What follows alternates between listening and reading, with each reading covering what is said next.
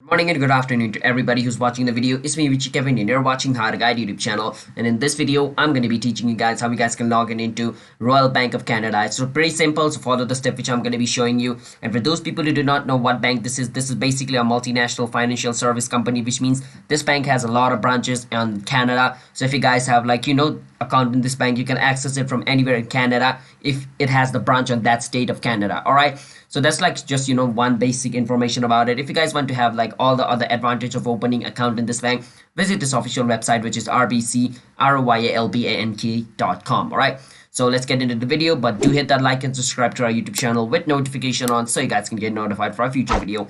So the first step is you want to search for Royal Bank of Canada. After you search for it, you want to click on Register Online Banking over here.